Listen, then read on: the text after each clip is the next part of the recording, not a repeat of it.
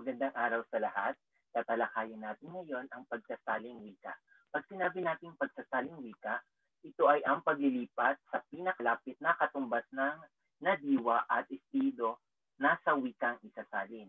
Ang isasalin ay ang diwa ng talata at hindi ang bawat salita na binubuo nyo. Ayon yan kay Santiago 2003. Ibig sabihin kung nagsasalin tayo ng isang ah, pangungusap o talata, kailangan diwa ang isalin natin, hindi yung salita sa salita. Kasi mas maganda pa rin pag yung diwa sapagkat mas nauunawaan natin ito. Ito rin.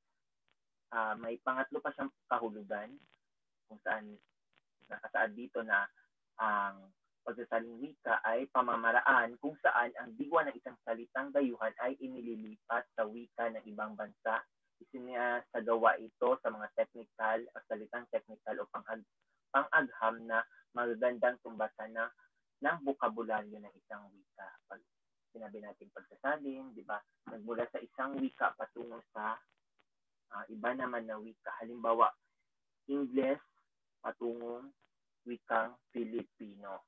Ayan. Pag sinabi natin technical or salitang technical, ito yung mga salita na ginagamit sa pagsusulat ng feasibility study, ulat pang laboratorio, computer. Ito yung mga ginagamit natin na mga terminolohiya sa teknolohiya at